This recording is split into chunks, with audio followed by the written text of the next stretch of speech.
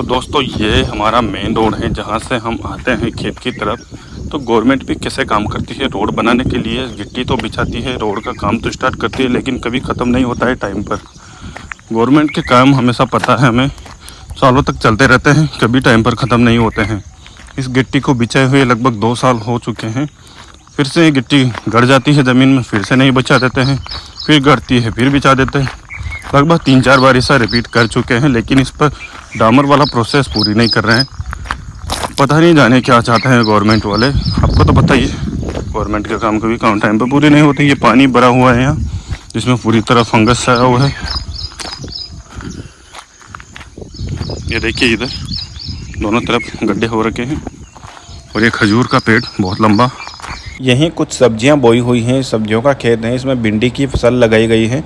तो सब्जियां अच्छी और एक किसी ने शेड बना रखा है जानवरों के लिए और चारा भरने के लिए। यहाँ भी सब्जियां बोई हुई हैं। दोस्तों कभी न कभी आप भी खेत पर गए होंगे। खेतों का रास्ता तो आपको पता ही है, बारिश के सीज़न में कितना ख़राब हुआ रहता है, और ख़राब होने की वजह से निकलने का रास्ता भी बहुत मुश्किल से मिल पाता है।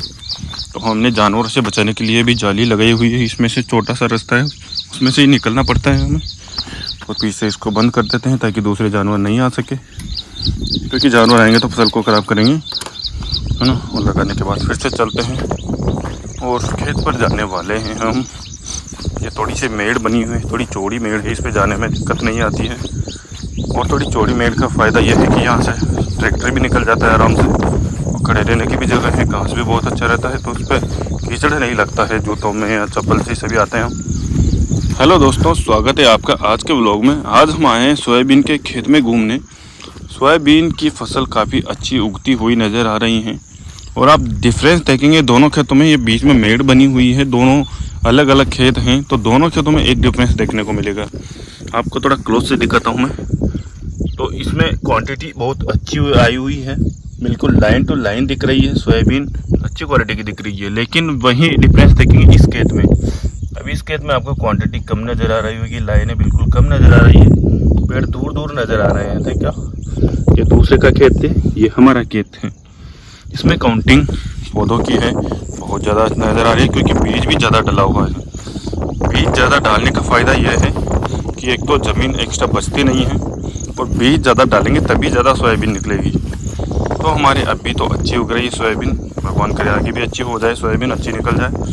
और आप जहाँ तक देखेंगे दूर दूर तक नज़र जाएगी आपकी, वहाँ तक सिर्फ और सिर्फ सोयाबीन ही नज़र आएगी, क्योंकि इधर सोयाबीन की फसल ही बोई जाती है हमारे गाँव की तरफ।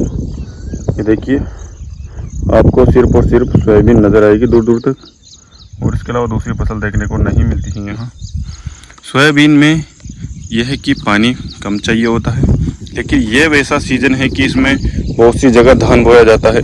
धान की खेती भी इसी सीज़न में की जाती है। तो जिन जगहों पर पानी ज़्यादा है, पानी ज़्यादा बरसता है, ज़्यादा भरता है पानी खेतों में, उन जगह धान बोते हैं।